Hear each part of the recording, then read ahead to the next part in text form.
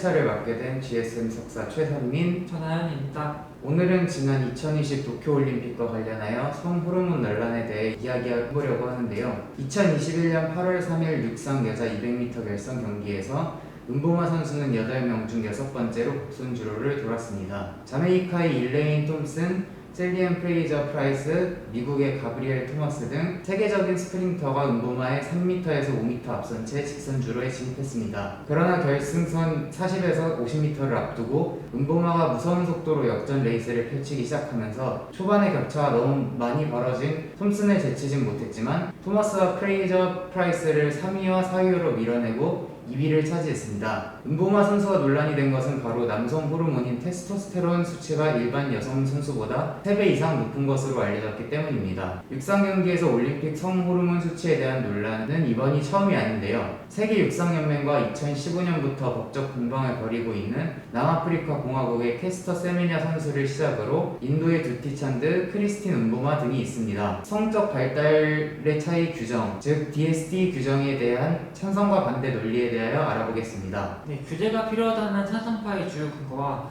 규제를 하면 안 된다의 반대파의 주요 근거를 정리를 해봤습니다. 우선 찬성파의 경우 대표적인 남성 호르몬인 테스토스테론은 근육 생성과 근육으로 가는 산소 운반 능력에 도움을 줘서 지구력과 근력을 높여 운동 수행 능력을 향상시켜준다고 주장합니다. 사실 테스토스테론이 신체를 단련하는 데 도움이 된다는 것은 아주 잘 알려진 사실이고 육상연맹의 지원을 받아서 발표된 2011년, 13년 세계 육상 선수권이 열릴 때 2127개의 표본으로 검사 결과 일부 종목에서 실제로 테스토스테론 수치가 높은 선수들이 그렇지 않은 선수들에 비해서 조금이나마 경기력이 좋다는 연구결과도 있다고 주장합니다. 충분히 합리적인 주장이지만 반대측의 근거도 무시할 수 없습니다.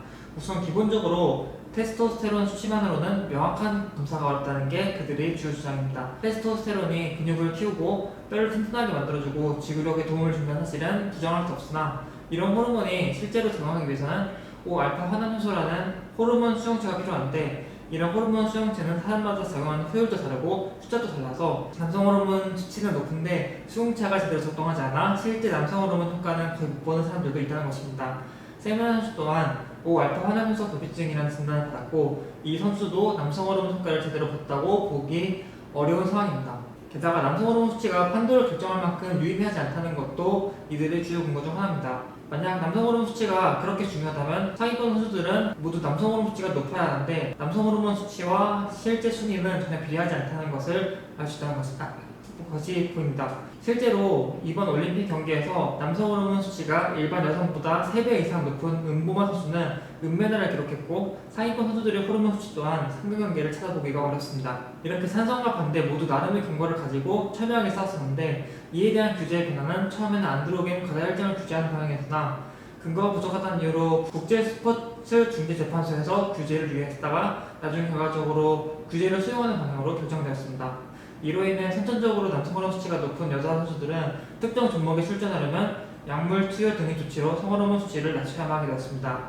이렇게 결정이 되긴 했지만 이 규제의 실효성에 대해서는 논란이 지속되고 있습니다. 네, 일반적인 대중의 의견을 보기 위해 DST 규정과 관련하여 다양한 매체의 자료를 수집하였습니다. 그중 대중들의 의견이 가장 많이 오가는 유튜브를 대표 매체로 선정하여 미디어 반응을 조사하였습니다. 조사 방법으로는 각 선수의 이름을 검색하였고 조회수가 높은 영상 중 100개 이상의 댓글이 달린 영상을 선정해 보았습니다. 가장 이슈가 되었던 세미냐 선수의 반응으로는 다른 선수 입장에서 억울할 것이다. 실격 사유로 처리했어야 한다. 질환으로 인하여 패럴림픽에 참가하여야 한다. 규제가 없다면 모든 기록갱신은 간성해하게 될 것이다. 간성으로 태어났지만 여성부에서 뛰기 위해서는 호르몬 수치를 낮추는 것이 옳다. 남성 호르몬이 3배 이상이면 자연적인 도핑이라 볼 수 있다. 캐스터는 자신의 성별인 남성과 대결해야 한다. 머리가 길다고 여자는 아니다. 그녀는 X와 염색체를 가진 남성일 뿐이다 등과 같은 타고난 것은 능력으로 인정해 주어야 하지 않느냐는 반응들이 있었습니다. 찬드와 은보마 선수의 반응은 조금 달랐습니다. 단순히 여성이 남성 호르몬 수치가 높다고 규제받는 것은 차별이다. 여성의 염색체와 여성의 신체를 가졌으면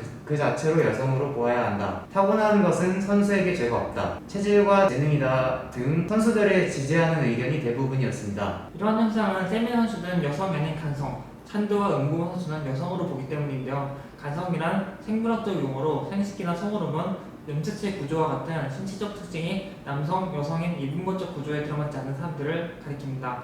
가성은 출생 시 남성과 여성의 성질을 모두 띠지만 성장하면서 한쪽의 외형의 발달하는 양상을 보이는데 세미나수의 경우 여성의 외형이 발달하게 된 케이스로 보면 되겠습니다. 저는 개인적으로 일부 종목에만 규제를 적용시키는 것에 형평성이 문제가 있다고 보면 현재의 규제로 관성 혹은 테스토스테론 수치가 높은 선수가 의도적으로 규제가 적용되지 않는 경기에만 참가하는 현상이 발생할 것이라고 생각합니다. 따라서 고안드로겐 혈증을 선천적인 재능으로 본다면 규제를 완전히 폐지하고 공정성에 어긋나는 질환으로 본다면 성별을 나누는 모든 올림픽 종목에서 적용되어야 한다고 생각합니다. 여러분들의 생각은 어떤가요?